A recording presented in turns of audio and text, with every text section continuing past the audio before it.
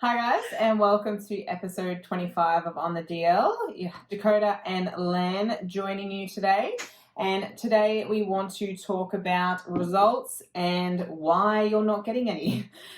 This is an annoying topic, which probably everyone in the world has experienced, whether it's, not losing as much weight on the scale as you thought you would, or a lift not progressing as it should in the gym. And today we want to work on ways to combat this and obviously the reasons behind this. So I reckon if we start by having a look at some of the different goals that people might have and what plays into those different goals. Mm-hmm.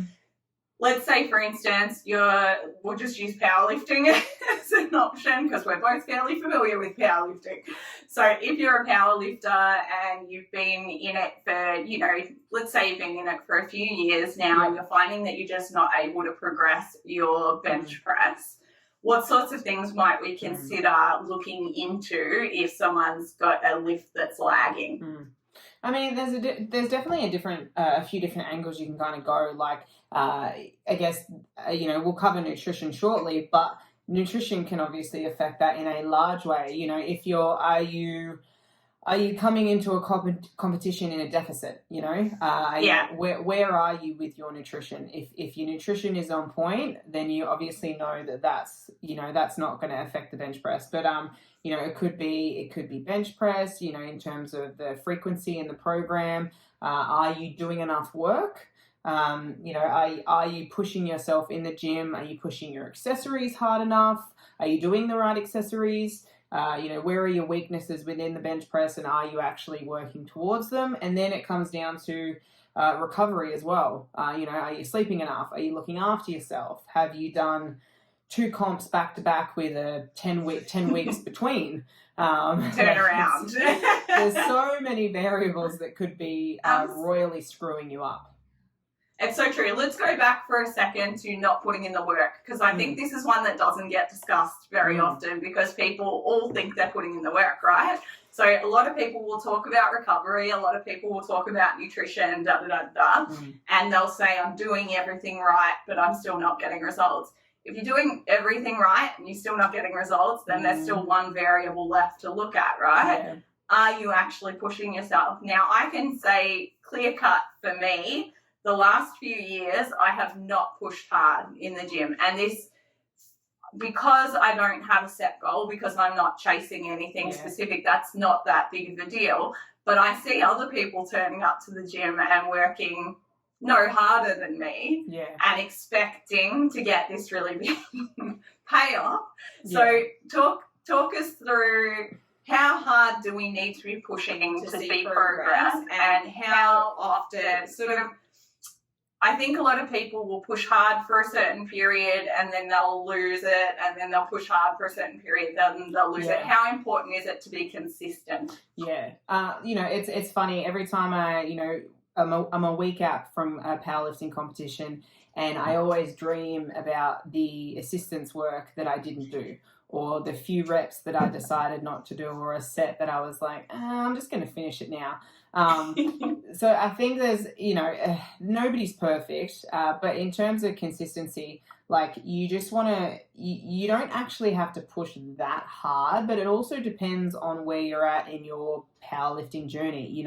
Obviously, if you're a beginner, you can play around with the variability. You can do as many sessions as you want, and because you're obviously not pushing the weight that hard, you're going to recover really well, and obviously beginner gains. So you're going to really get those gains quite quick. We love beginner gains. Oh, love them. Miss them so much. But obviously, as you get more and more advanced, you have to not necessarily lift harder and lift more weight. It's more so that you have to get smarter in ways that you can refine what you're doing and kind of get the skill acquisition a little bit better. You train smarter, not necessarily harder.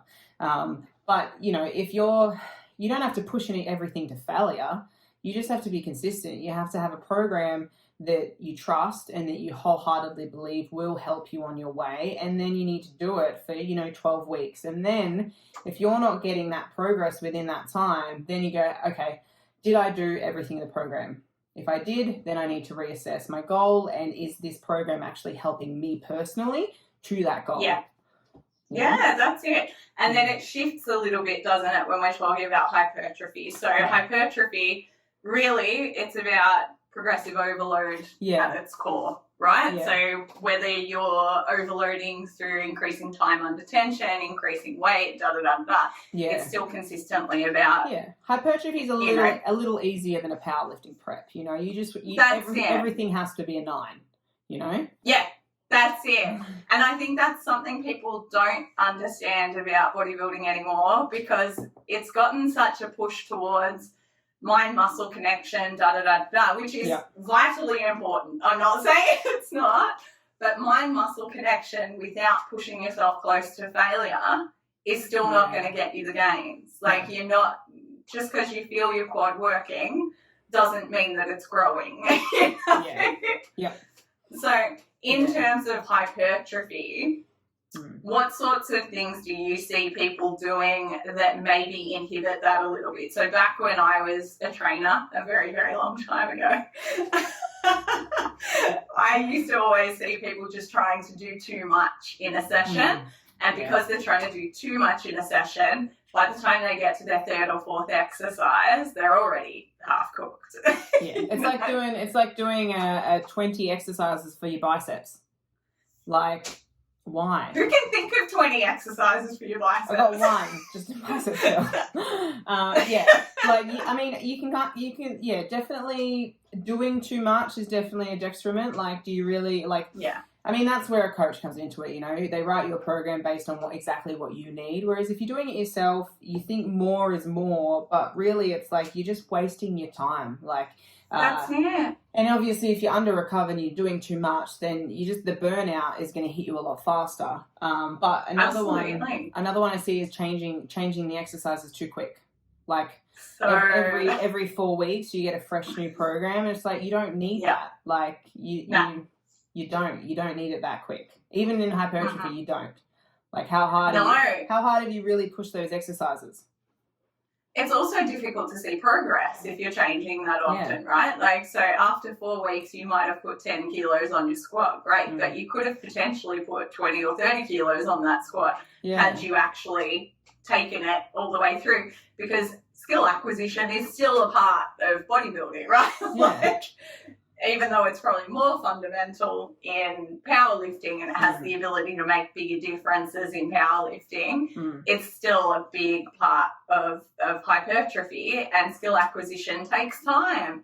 I remember when my squat was really bad a few years back, the beautiful Andrew at PTC South Melbourne, which is now gone very sadly, thanks to bloody COVID, to undo the damage I'd done learning a really bad pattern with my squat, he made me squat 40 kilos for 3,000 reps, and it was always in sort of like 5 sets of 3, and I had to really focus on my technique. I had to get my breathing, my bracing, my foot position, my, feeling my midfoot, all of this sort of jazz, and just do a really tight 3 reps over and over again. And it was only once I'd hit those 3,000 reps that he would allow me to graduate. And it was because it does take time, particularly if you're undoing a bad habit. It takes even longer, doesn't it? Yeah, unbuilding old movement patterns takes time to build a skill. Because I don't know, I find people look at like workouts and movements completely different. Like, if you were learning how to play chess, would you play one game and go, sweet, let's make it harder. Let's go. Let's enter a tournament. And I was like, no, like, so, you're relearning how to squat or how to split squat or how to brace. Like, you have to do it. You have to continually do it and put the effort in required to build that skill. And that takes time. So definitely a huge mistake is just not allowing yourself to build that skill and just going ham.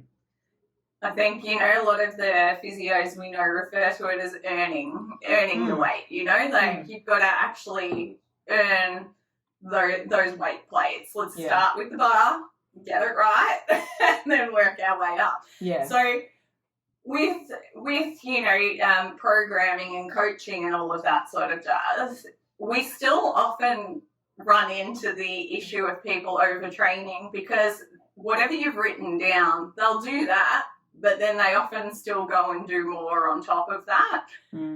Can you explain to people why it's so important to stick to the program? It's just, well, it's more moving parts. It's more variables. When you sit down and create a program based off of the person's goals or requirements of, if they have a few weaknesses or issues to work on, you have that, you have the certain sets and the certain reps that you allocate for that week, and you have the plan of, the 4 to 12 or 6 months block, depending on, how you plan it out, and you have that plan in your head. And not every plan, obviously we're people, we're humans, life happens, but you have that plan in your head. If you're going in and doing, 4 sets of 6 at RPE 8, and then you go and add in some extra calves and some extra quad and, and a few hamstrings, maybe you go for a run, you don't communicate that. And then, you should have written out those squats for maybe, anywhere from 6 to 8 weeks, depending on how far you're building. But you bomb out at 4 weeks, the coach is like, what the fuck? That shouldn't be happening. So then you have to reevaluate. The coach is confused, but the coach also knows. So the thing is even though the client doesn't communicate that stuff, it's just like nutrition. There's always a reason why something doesn't work. There's always a reason why something happens. Something just doesn't go, oh, this is the first time. There must be a different reason. There's always okay, you've gone off plan. And the thing is that it's a plan. So if you go off plan, then the variables of the repercussions of that are unknown, and you have to be ready for that. Exactly right. I think that kind of brings us towards the weight loss side of things as well, right? We've covered strength, we've covered hypertrophy. When it comes to weight loss, this is probably where we see the most people not getting where they want to go. There's 101 reasons for this, but most of them revolve around food choices to some extent, because let's face it, most people actually do enjoy exercise once they get into it. Once they're in, they enjoy moving, they enjoy how their body feels, they enjoy the endorphin release, so they'll keep that up to some degree. There will be variability, and you've got to understand that if you miss a few sessions in a week, that does decrease your energy output, which means that you're probably no longer in the deficit that you thought you were in, but it's probably only going to affect you for that week, and then as long as you get back to normal, everything will get back on track. Whereas the nutrition side of it can be a lot more complicated when it comes to weight loss. What are the most common things you see your clients doing that bugger up their progress in weight loss? It's more so, the mental side of it, as you would see, is a huge player, stepping on the scale and going, well, that didn't work, let's fucking eat the world today.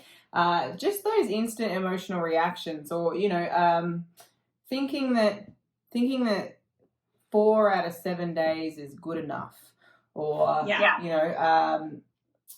when people set a goal, a lot of people cannot understand the sacrifice they have to make to hit that goal. So, a lot of people come to us and like, sweet, I want to lose 10 kilos. I'm like, okay, in what kind of time frame? About 10 weeks if possible. I'm like, okay, do you understand what that means? And most don't. Most have no idea what that means. It's that overcommit, underperform situation that's going to happen when you put yourself in that position, particularly if the circumstances aren't allowing for it. So a lot of the time when people make decisions to drop 10 kilos or drop 20 kilos, it's emotionally charged. So they've usually made that decision because something has happened, right? Yeah.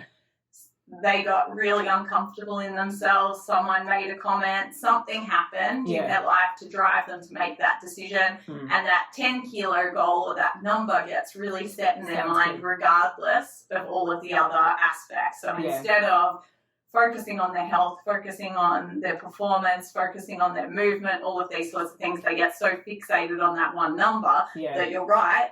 The days that they get on the scales are almost always detrimental because there's 3 things that they could potentially step off those scales feeling. 1, awesome, I dropped 3 kilos. 2, I only Only. dropped 500 grams today. And last, the scales didn't move or they went up, right? Mm. So there's like a 75% chance you're not going to be happy with what the scales are going to tell It's you. not a good average. And not a good average, and only a 25% chance that they're going to make your day better. So we get this sort of disconnect because the actions that you're doing are beneficial regardless of what the scales said. Different story if you're not being compliant. We'll talk about that in a second. But if you're being compliant and the scales aren't doing what they say they're going to do, you have to understand that weight loss isn't linear.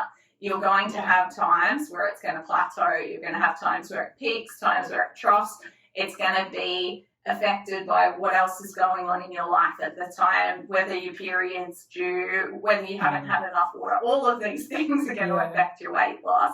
And that's okay, as long as you stay focused on the end goal, which should be to be healthier, to move better, to feel better in your clothing, so on and so forth. You and I have both seen it in a number of our clients. The amount of weight that they want to lose is not necessary for the body that they want to achieve, but they've got the number in their head, so it keeps messing them up, keeps giving them that negative feedback. Yeah. For some people, scales are a really healthy thing because they're able to just see it as data. And for those people, good on you. Jump on the scales as often as you like. Wonderful. For the people who don't find them beneficial, and you and I have had this discussion about you, babe. You prefer not having to get on the scales all the time because it makes you feel happier.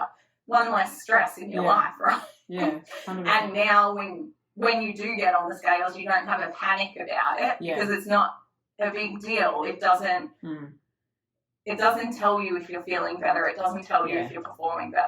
It doesn't dictate any of that. So that's a big part of what's going on. Then there's the non-compliance side of things, and non-compliance can come in a number of ways. Sometimes it's passive. Sometimes it's just eating a little bit more of things that you don't realize are adding up to a lot more calories. So you might have an extra 5 grams of nuts, or you use an extra couple of grams of oil and da-da-da-da by the end of the day. Or maybe you had a treat meal and you didn't realize that it didn't have 500 calories, it actually had 2,000. Exactly right. And then all of a sudden we've got this fluctuation in your intake for that week. So all of a sudden we go from having this very planned calories in versus calories out to no plan at all. Like you were saying before with the training side of things, it's the variables that are confusing because then your coach doesn't actually know how to calculate to adjust because you haven't been tracking or measuring it. Other things that can sort of factor in are binge eating. Binge eating is a really common one because it's in one sitting. People don't see why it has the potential to affect this weight loss journey that you've been on for 6 weeks. It's one meal. Huge, and then it stalls everything. It also then creates this negative association with food that puts you into a position where you're most likely going to restrict at some point. So because you've had this behaviour that you're ashamed of, now you're going to go away and try and compensate for it, try and fix it, that's it. And what that actually does is it tells you, pardon my terminology, but it tells you you're shit, you failed, you're crappy at what you're doing, which reinforces negative feelings towards yourself rather than motivating you. It keeps going. Like, I think speaking of that, like, that's the huge mistake that people do with nutrition is that they go hard and fully restrict, like, how low can I put my calories? And then they do it for maybe 5-6 days. Maybe they can handle it, maybe they can't. And then they binge, like you said, and then they feel bad. They're like, well, I'm a failure. I can't believe I can't stick to an 800-calorie diet. Fuck my life. I'm going to eat everything with my week's calories in today. And then they do it again. It's like, it's okay. I'll just try again. And then it's just that cycle, and they end up weighing the same.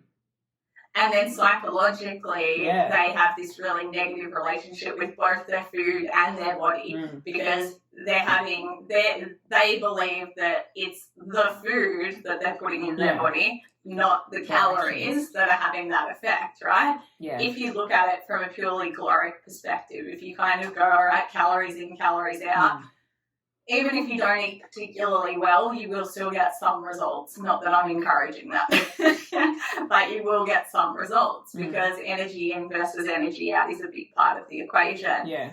The other things that limit people's progress, though, are the super important but less understood aspects of nutrition. So things like micronutrient intake. Yeah. If you don't have adequate micronutrient intake, a lot of the systems in your body become inefficient, right? Yeah. So to be able to utilize carbohydrates, you need a number of different nutrients, including most of the B vitamins, right? Yeah.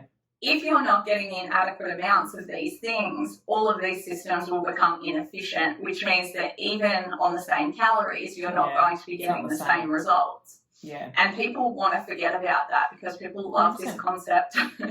If it fits your macros, let's have Nutella and ice cream for dinner. It doesn't work the same way long term, guys. Short term, great, you'll get some sort of result out of it, but long term, it just won't. I think one of the other big things that affects a lot of people that are dieting down is protein intake. Yeah. Protein is vital for lean mass production and lean mass maintenance, right? Yeah. And if we know that lean mass makes us burn more calories than fat mass, so if carrying a higher percentage of lean mass is going to improve our metabolic rate, we need to maintain that stuff, right? We don't want to be losing just whatever. Protein helps you keep full as well, like completely. Yeah, you need protein is satiating and purposeful. It does so many things. It also makes half the neurotransmitters in your body, so it's what keeps you happy and all of that sort of stuff.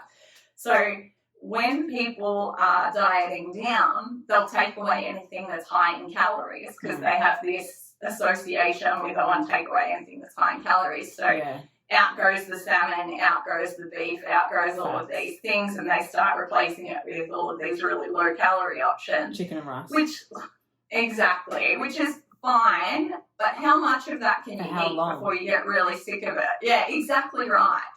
And if you can't maintain it for the long term, it's just not going to work for you. So plan. Yeah. Get a better idea of what you're expecting to get out of what you're doing and plan around that. You're going to have events in your life. You're going to have things that you want to go to and not have to count calories and that sort of jazz. Plan for these things. Speaking of like the food and stuff, I like the chicken and rice. I was having a conversation with a client, and I think a lot of people do this, and I definitely have in the past. You know, I'm such a princess. I hate reheated food. I hate it with a passion. I just can't do it. Like, I'm so lucky to be able to work at home because I just couldn't handle it. Like, no, thank you. And I remember probably 5 years ago now, I used to meal prep. I used to do, a week's worth of containers. I used to put them in the freezer. I'd take them out and I wouldn't eat it because it was boring and gross and reheated. And I was talking to a client about it, and she's like, yep, sweet. Like, I prepped all my food, and a few weeks went by and she just wasn't eating it, wasn't feeling it. I'm like, what are you cooking? And I was like, wow, that sounds really boring. And I'm like, how about you look at these meals and go, okay, rather than, I need protein, I need fats, I need veggies, I need carbs. How about you try and make a meal that you enjoy, even if it is a little bit more calories than your traditional chicken, rice, and veg. It's going to taste so much better, and you're actually going to eat it.